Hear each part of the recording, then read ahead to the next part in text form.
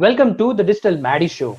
This is a platform where I share my knowledge on video creation, digital marketing, chatbot marketing, and how to grow your business through video making. I also invite many influencers and digital marketers on my show and ask amazing questions to extract their secrets of business.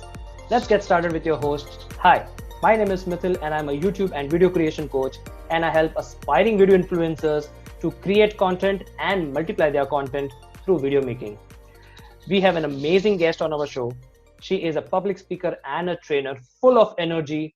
So let's welcome her. She's already into the studio.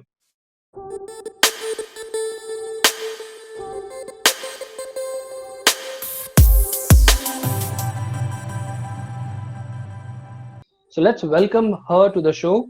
She is Trista Polo. Let me introduce her. She has over 13 years of experience working with and coaching entrepreneurs and business owners.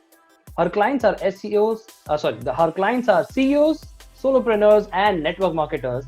She is a speaker and a trainer on topics including communication, self-worth, team leadership, public speaking, and presentation skills.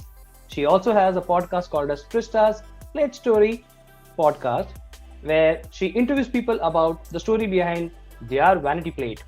She lives in Hudson Valley in New York, and she loves walking her dog Bella on the rail trail walkaway on the Hudson. And very soon she's going to celebrate her 24th wedding anniversary with her husband, and she is an improv actor. So welcome to the show. Thank you so much. I'm excited to be here. Great. Trista, can you share one of your favorite quote that motivates you to become what you are today? Yes, absolutely. One of my favorite quotes, and I have it right on my website as a reminder to myself and my coaching clients: don't look any further than your own reflection for a hero. And that was originally said by Alison Partridge. Lovely. So yes, you are your own hero. Absolutely. Yeah.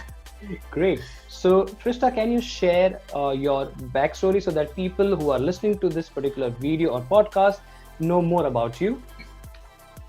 Yes, absolutely. I grew up in a bunch of different places. I think I lived in like 24 places by the time I was 18 years old. Wow. So I moved around a lot. It definitely made me a chameleon. And so I'm very good at adapting to really any situation. I went to college at New Paltz, SUNY New Paltz, which is where I met my husband, and he's a sailor. So we stayed in the Hudson Valley because he has a boat right on the Hudson. He loves to sail it out to Block Island, Bannerman's Island, and many different places. And so we love being here in the Hudson Valley. I'm a dog and cat mom, an improv actor, and I do improv as a way to express myself creatively. I've really used that as a tool over the last several years to figure out who I am and be willing to be that authentically. I'm definitely a Gen Xer. That's my generation. And so just like so many of us, I've had a lot of different professions over my life. But about 13 years ago or so, I settled on being an entrepreneur, where I can work for myself, create my own hours, work from home, and create what my life and my business look like so that I can really have control over all of it. And even though a lot of it didn't turn out like I planned when I was in my early 20s, I definitely know that everything I've created in my life is my creation, and I'm responsible for all of it, which means I get to be really grateful for everything that I have. Cool. Yes, we need to be grateful because that's the ultimate thing. The Almighty who's looking to us, and if we are not grateful for whatever the Almighty has given, it's no point. So, Trista, what is the most important thing you have learned in your life? Well, it really is that the core of who we are is the worth we put on ourselves.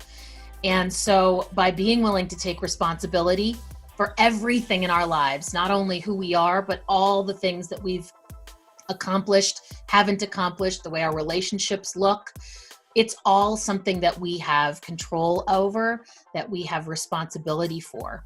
And all of it is at the core based on who we see ourselves as and the self-worth that we have. You know, I have done so much transformational work over my life, courses, camps, books, YouTube videos, podcasts, always trying to better myself, improve, expand. And what I realized is that much of my life has been about trying to fix myself, because I never really, thought very highly of myself. But as I've started to transform my self-worth and my self-love and my gratitude for everything that I have, it's made all the difference. And so that's really the most important thing I've learned, is at the core of who we are and who we believe ourselves to be is the platform for everything that we create in our lives. Wow, absolutely. So what was your life like before you had learned it? Well, what's really funny about that is that it actually appeared on the surface to be very similar to what it is now. I looked to be quite powerful. I appeared to be quite exuberant. And I've always been a positive person, because you can choose your mindset. You can choose to be positive or you can choose to be negative. So for a really long time, I've chosen to be a positive person.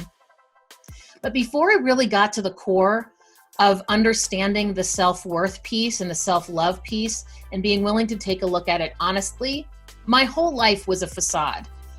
Maybe the fact that I'm an improv actor is because I was improving my whole life before I kind of came to this realization. So people outside of me would believe me to be a powerful and positive and successful leader. And yet my results never really reflected what I appeared to be. I had mentors throughout my career as an entrepreneur say, Trista, you're so good when you train people and when you speak on stage. You should be further along than you are in your success. And I was always looking for that missing piece. And I was frustrated because it always seemed to be just out of reach. Because what I didn't understand was you can know all the right things to say and you can know all the right things to do, but your self-worth, your thought processes about who you are and what you deserve, all of that will inform on what you actually do. And that is where you get your results. Doesn't matter if you know what to do. It's if you do it, and if you do it effectively and tweak it along the way. But boy, if you're not believing that you deserve to have the success you say you want, then you'll undermine yourself and you'll kind of create roadblocks without even realizing you're doing it. And that's how my life was. I was appearing to be very powerful, but really I was frustrated because I knew success was always just out of my reach, but I didn't understand why. So inside out, there was something different as compared to something outside. Great. And I think looking at the way you have nurtured and made that inside out equivalent to what was outside, it's a transformation. So let's have a high five for that. High five. Yes. Great. So Trista, what was your life like after you have learned it? It's almost like I got a magic beanstalk where all of my dreams get to come true. It really is so amazing, the difference. Like I said, I appear to be exactly the same. I'm still leading teams. I'm still showing up to the front of the room. I'm still creating trainings and putting on courses. The difference is that it's coming from a place that I know I have something powerful to share, instead of wishing I did and hoping nobody realizes that I'm faking my way through it. So my results are more serendipitous, they're more magical, they're more joyful. Instead of pretending to be a powerful person, I actually get to feel that power right inside of my bones and my cells. And I can feel my body actually light up when I'm on the right path.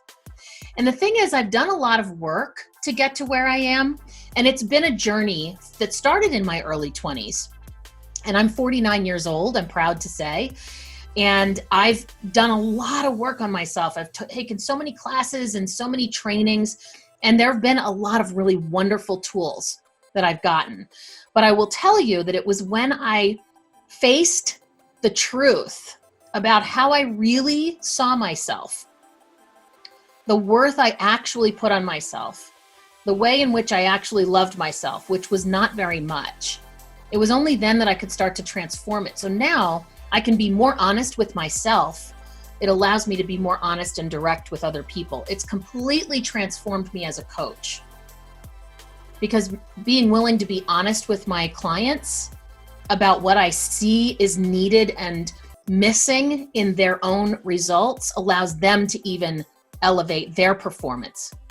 So now I can make even more of a difference. Got it. So, Trista, tell me honestly, are you not Captain Marvel the way you have just shown the entire thing? Because even in Captain Marvel, the entire concept was that till the time she did not realize her true potential, which was actually the power within, and when she just took out that particular plug out, and then it just exploded and every dream came just true. So tell me Well, frankly. I think that's all of our journeys though. And I love that. I love that it's depicted in that movie. But I think that is every one of our journeys. To be able to look within and see the power that's truly and actually there. Because I think that I know we are all powerful. We are all powerful beyond even the ability to understand our own power. And it is only our fear of facing it and our fear that we aren't that holds us back. And I think that's each one of our journeys. That's why the name of my coaching practice is I Woke Up Awesome, because each one of us woke up awesome. Awesome. Yeah. Great. So all the Marvel fans, I have the Captain Marvel all over here right now. Yes. Great. So Trista, let's go ahead. How would your coaching clients describe what it's like to work with you? Well, I really, it depends. Depends on where they are in their journey. You know, I even when my clients complain about working with me, it's because they know that I'm holding them to what they said they want. My motto with my clients is that I help them win whatever winning looks like to them. I listen intently for who they are, even when they don't see the full power of themselves. I can be a mirror for what's possible for them, but also what's stopping and blocking them. So sometimes I'm a truth teller. Sometimes I'm a guide through their own resistance. Sometimes I'm a taskmaster. It sort of depends on what they need in that moment. I'm a very in the moment coach, and I provide an in the moment experience. We use tools and structures, but we look right in this moment because this is the only moment there is. The problem is that we tend to bring our whole past with us and everything we learned about who we are into our moment right now. And that can really get in the way. And then of course, there's all the things we wish and hope for in the future that we worry we'll never have. And that can get in the way too. So my coaching is really a moment to moment. And if you're resisting success in this moment, then it can be tough to face. But I always show up with love and compassion. I have unconditional love for my clients because I'm there to help them through their journey and they're the creators of it. I'm just helping them get there. We walk hand in hand. You know, I actually have a phrase that helped me greatly in really transforming my self-worth and my belief in myself. I gift it to every one of my clients, and I would love to gift it to you and your listeners as well. Would that be okay? Thank you so much. Eager to have it. Yeah, absolutely. So this was gifted to me, and so I'm just passing it forward, paying it forward, as it were. When it was first given to me, I actually had to write it down because it didn't quite, I was like, wait, what was it? What were the words? It was like I couldn't really even hear the words. Then as I wrote them down, I thought, boy, it would be really nice if I could actually believe these words. Then I started using them as a salve, a protection against how I spoke to myself, how I treated myself, how I saw the world. Then I was able to really train my brain that the words were true. And now I live them, I breathe them, and I coach and love with them, both myself and others. So this is the phrase. There's a short version and an advanced version. So I'll give you both. The short version is, I believe I deserve all the best life has to offer. Amen. And now if you think of those words, a lot of times I'll gift them to somebody. They're like, oh yeah, I believe that. And I said, well, hold on a minute. Do you really? Like at the absolute core, at the source of who you are, do you really believe it? Because I think if you did, you'd be a billionaire living on a mountain or an island or somewhere very, very tropical. Those words are your self-worth. So that's the short version. And when I really delve in with somebody the first time they hear it, and they actually look like, well, maybe I only wish I believed it. Maybe I don't believe it every minute of the day. So it's a wonderful phrase, and I recommend incorporating it in as a mantra or an affirmation while you're training your brain that it's true. And you can actually go inward after you say them for a moment. So just say them to yourself, then close your eyes and say, how does that feel? And you'll notice what your brain does. Does it argue? Does it distract? Do you start to feel queasy and nauseous, like, oh my gosh, what if that were true? What would be expected of me? Or do you have an inner peace? That's how you can really know if you own that phrase. So that's the short version. I want to give you the advanced version because it made a huge difference for me when I added this extra piece. I believe I deserve all the best life has to offer, and I was created with the ability to achieve it. So There you have it. Wow. Thank you. Thank you so much. And on behalf of everyone who's listening, deep gratitude for giving this awesome gift. And yes, I totally resonate. And I would be the first to start implementing this on a daily basis and would be asking this question. So thank you so much, Trista, for giving this awesome gift to me and to all of us. Thank you so much for letting me share it. It really is a current mission that I'm on to get that phrase into the hands of as many people as possible, because it really just made all the difference. It shifted my paradigm of self-worth right at the core. True, because the one thing that I have also experienced, most of the people in the world, they love everything else. They love a lot of people, but the first person they should love is themselves, self-love. And that's the thing, they don't do it. And that's where all the problem starts. I feel that. Do you agree with me? I totally agree. How can I love you more than I love my own self? So even if I love my husband, but I hate myself, I'm going to always wonder if his love is pure, if he's going to leave me, if he's going to cheat on me, if he's going to betray me. Because no matter how much I can love him, if I don't love myself, what am I really offering him in return for his love? And I will tell you, my relationship with my husband is very different than it was before I took on the self-worth journey and have been working on mastering it. We're all works in progress for sure. But my relationship and my marriage, and 24 years we're about to celebrate next month. Happy anniversary. And thank you. And we are happier than we've ever been. Even during the whole thing where nobody's allowed to leave the house, a lot of people are finding that there are some gaps in their communication, their relationship, their love for each other. And we're having a blast. Cool. Happy for you. Thanks. But it's because I love myself enough that I can purely love him and accept his love of me. That was the point. Absolutely.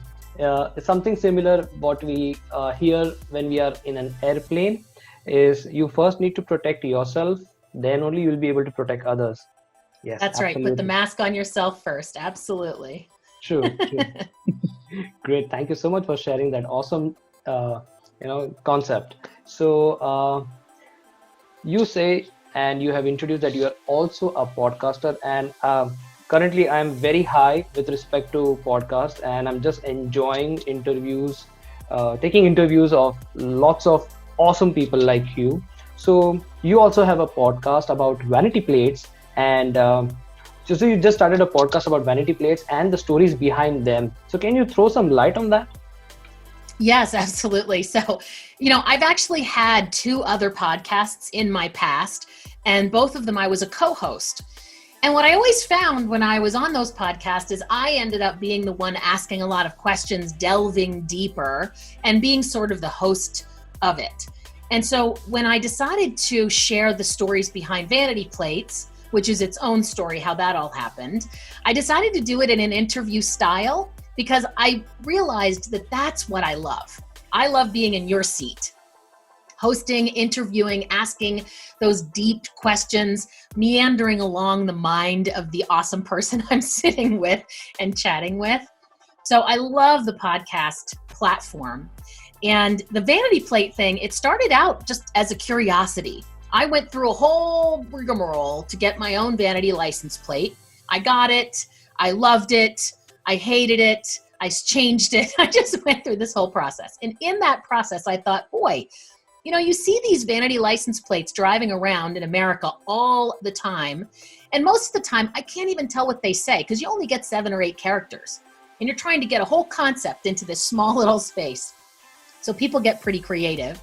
And I thought, why did they choose that plate? What does that even mean? So I started to delve in a little deeper, and I realized that vanity license plates can be a window into the human condition of others that we are driving around with on the road. So it started out as a curiosity, ended up being a mission to have us really get to know the other people that we're out on the road with.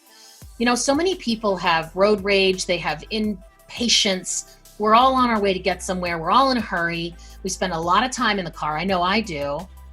And it would be nice if we could have a little more compassion for each other, because I think when we know people, we give them a break. But when we don't, when they're just these faceless people speeding by us in a car, we can really not give them too much of a break. So I feel like by giving the stories of drivers on the road through the vanity plate theme, it'll hopefully give us a little more compassion and love for other people that we're out in the world with. Because no matter how separate we are, we're all still part of the same community, the same world. I've had some pretty fun people on the podcast. I had a rock and pop band, a duo called Cersei. That was a super fun interview. I had the co-creator of a 40-year independent comic series called ElfQuest, which was also his license plate. And what's funny is I had not been familiar with the comic book series. I just took a picture of his license plate, and it turns out that he lives in the same area here in the Hudson Valley. So through Instagram tagging, I got the opportunity to interview him. And this was like a 40-year comic series that millions of people have read and are huge fans of. They just got inducted into the Comic Book Hall of Fame. And it all started that I got to interview him and learn about their story through his license plate. So I think that's just so fun and random, and I'm having a blast doing it. Yes, I totally agree. And I would follow your podcast because the story that you just shared, it's very interesting. And what you have done over here is, like, since I also interview a lot of digital marketers and they all talk about niche and being very laser focused. So what you did is you just went straight away to one particular small fraction of the entire car. Okay, Yes. That's vanity plates. And through vanity plates, because as you said, that vanity plates can be an entire life, of someone, of a person or a concept or an idea or a thought. So you just unlock that person's door through vanity plates, and now you're having conversation with them. Awesome. Yeah, it's a lot of fun, and it's definitely taken me on some journeys that I did not expect, which I love. Great. So, Trista, we are at the end of this particular episode. However, there are people who are listening who can be entrepreneurs or anyone who are looking to attract more clients and close more sales. Is there anything that they can connect with you, or is there any platform where they can go and get help from you? Yes, absolutely. I would love to share a free ebook that I have available on my website. It is called More Leads Than You Can Call, and it has just very easy to implement, a simple system that will make you an influencer in your own network. And by doing that, people will be running to offer you clients and work. So you can find that book. It's completely free. It's a downloadable digital ebook, and it's at moreleadsbook.com. Wow. So all the people who are listening, just go right now to that link and grab that book and start closing. So thank you so much, Trista, for being on our show. So before we end this episode, would you like to say something to all our viewers? Yes. I just want to say that I congratulate you and honor you for everything that you are doing in your life to level up your experience and your results. It all comes from right inside you, and you have the power to create whatever you want your life to have. And so if you don't believe yourself, believe me, you are awesome. Yeah, I'm awesome. Great. Thank you so much, Trista, for being on the show. So you were Thanks so listening much. Most welcome. So you were listening to the Digital Maddy Show with your host, Mithyl Dave, and we have an awesome guest, Trista. So if you are watching this video on YouTube, subscribe to my channel. And if you're listening to the podcast, subscribe to my podcast. Thank you, Trista, for being on the show once again. Thanks so much. Had a blast.